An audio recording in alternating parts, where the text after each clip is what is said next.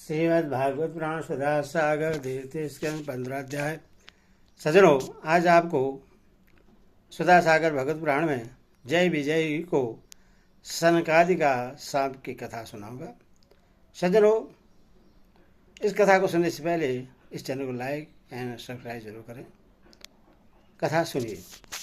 जय विजय को सनकादि का सांप श्री मैत्री जी ने कहा, विदुर जी, दीति को अपने पुत्रों से देवताओं को कष्ट पहुंचने की आशंका थी, इसीलिए उसने दूसरों के तेज का नाश करने वाले उस कश्यप जी के तेज वीर को 100 वर्षों तक अपने उदर में ही रखा।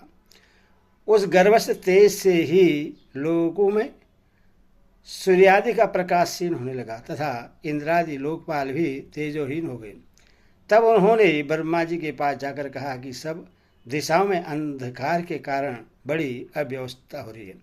देवताओं ने कहा, भगवान, काल आपकी ज्ञान शक्ति को कुंठित नहीं कर सकता, इसीलिए आपसे कोई बात छिपी नहीं है। आप इस अंधकार के विषय में भी जानते होंगे, हम तो इससे बड़े ही भयभीत हो रहे हैं। देवादेव, आप जगत के रचयिता और समस्त लोकपालों के मुकुटमणि हैं। आप छोटे बड़े सभी जीवों का भाव जानते हैं। देव, आप विज्ञान बल संपन्न हैं। आपने माया से ही यह चतुर्भुज रूप और रजोगुण स्वीकार किया है। आपकी उत्पत्ति के वास्तविक कारण को कोई नहीं जान सकता। हम आपको नमस्कार करते हैं।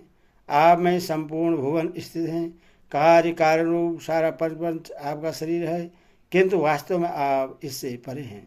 जो समस्त जीवों के उत्पत्ति स्थान आपका अन्य भाव से ध्यान करते हैं, उन सिद्ध योगियों का किसी प्रकार भी हास नहीं हो सकता, क्योंकि वे आपके कृपा कटाक्ष से कृतकृत्य हो जाते हैं तथा प्राण, इंद्रिय और मन को जीत लेने के कारण उनका योग भी परिपक्व हो जाता है।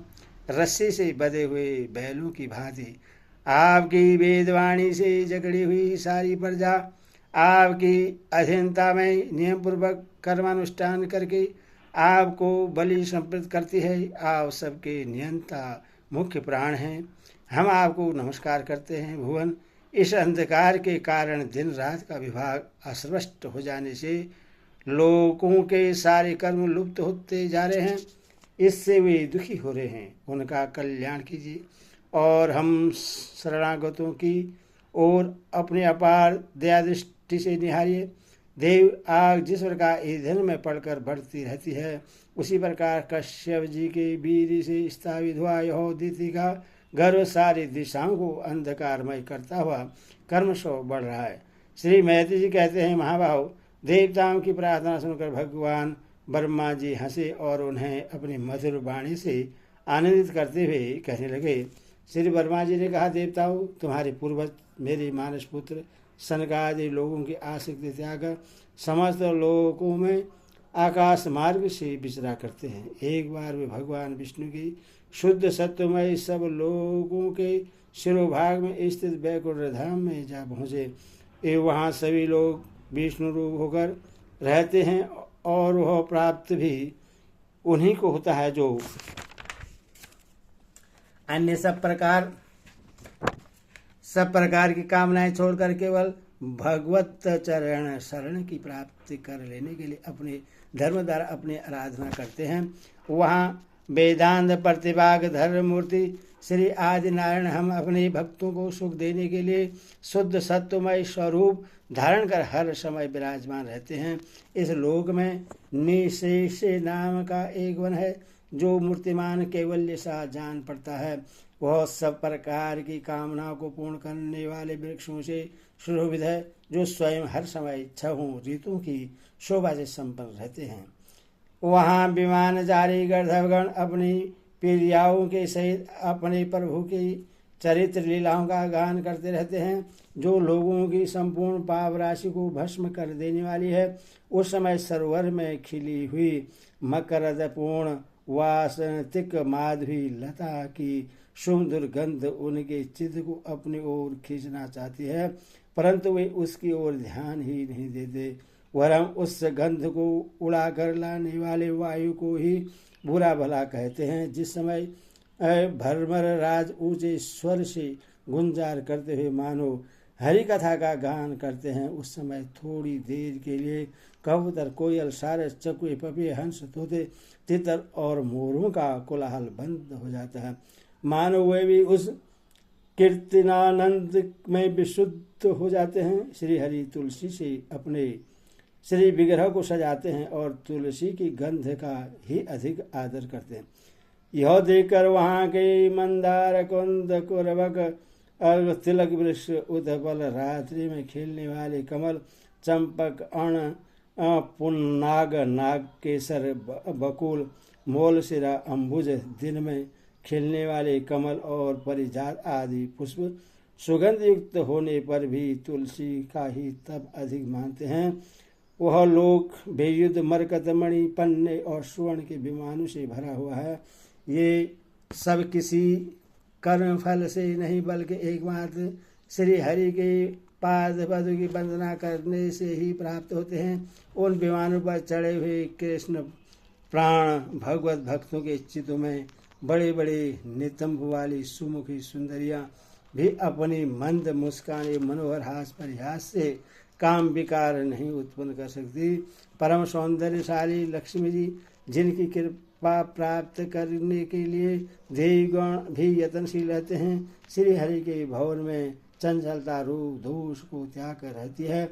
जिस समय अपने चरण कमलों के निपुरों की झनकार करती हुई वे अपना लीला कमल घुमाती है, उस समय उस कनक भवन की स्फटिकमय दीवारों में उनका प्रतिबिंब पड़ने से ऐसा जान पड़ता है मानो वे उन्हें बुहार रही हों। प्यारे देवताओं, जिस समय दासियों को साथ लिए हुए अपने कीड़ावन में तुलसी दल के द्वारा भगवान का पूजन करती हैं, तब वहाँ के निर्मल जल से भरे हुए सरोवरों में, जिनमें मूंगे के घाट बने हुए हैं, अपना सुंदर अलकावली और उन्नत नासिका से शोभित मुखारविंद देखकर यह भगवान का चुंबन किया हुआ है, यो जानकर उससे बड़ी सौभाग्यशाली समझते हैं। जो लोग भगवान की पापहारिणी लीला कथाओं को छोड़कर बुद्धि को नष्ट करने वाली अर्थ काम संबंधी अन्य निदित कथाएं सुनते हैं, वे उस वैकुंठ लोक में नहीं जा सकते।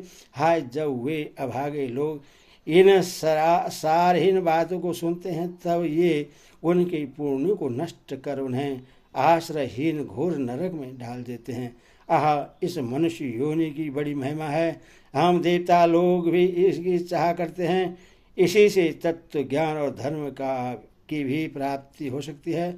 इसे पाकर भी जो लोग भगवान की आराधना नहीं करते, वे वास्तव में उनकी सर्वस्त्र फैली हुई माया से ही मोहित हैं। देवाधिदेव इस श्री हरि का निरंतर चिंतन करते रहने के कारण जिनसे यमराज दूर रहते हैं, आपस में प्रभु के सुयश की चर्चा चलने पर अनुराग जन्य विहलता बस जिनके नेत्रों से अविरल अश्रुधारा बहने लगती है तथा शरीर में रोमांच हो जाता है, और जिनके से शील स्वभाव की हम लोग भी इच्छा करते हैं, वही परम भागवत ही हमारे लोगों से ऊपर उस वैकुंठ धाम में जाते हैं।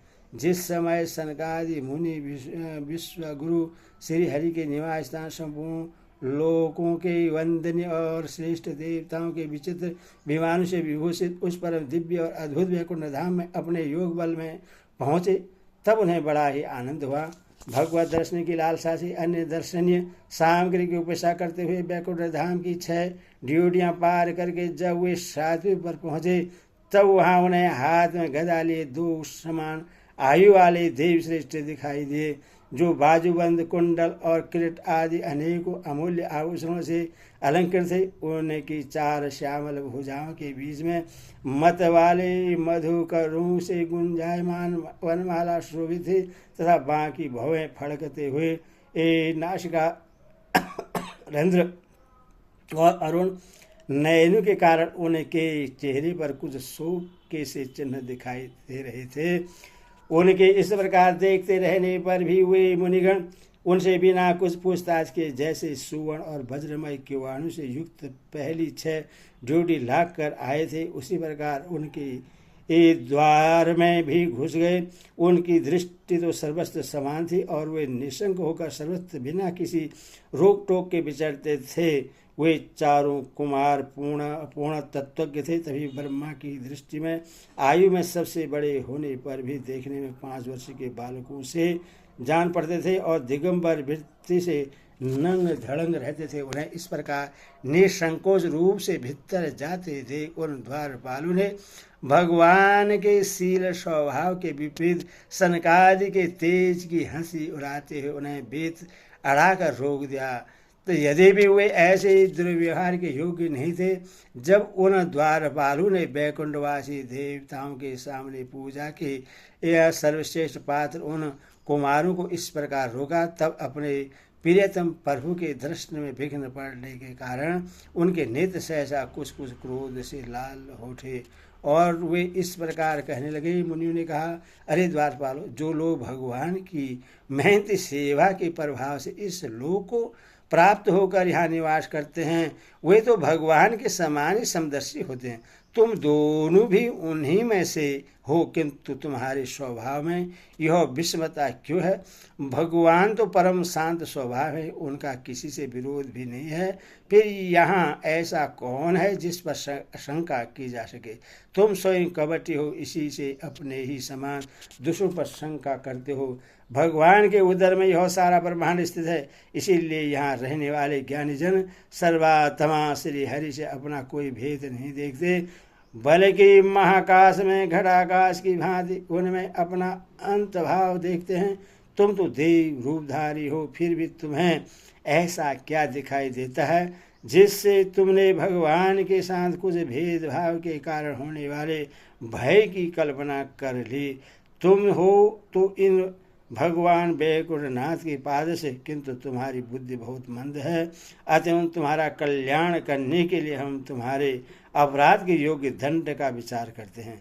तुम अपने भेद बुद्धि के दोष से इस वैकुंठ लोक से निकल कर उन पापामय योनि में जाओ, जहाँ काम क्रोध लोभ प्राणियों के ये 3 शत्रु निवास करते हैं।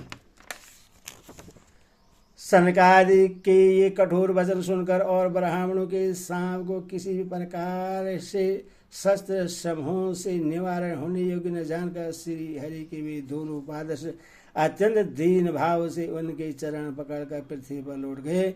वे जानते थे कि उनके स्वामी श्री हरि भी ब्राह्मणों से बहुत डरते हैं। फिर उन्होंने अत्यंत आतुर होकर कहा, भगवान, हम अवश्य अपराधी हैं, अथवा आपने हमें जो दंड दिया है वह उचित ही है और वह हमें मिलना ही चाहिए।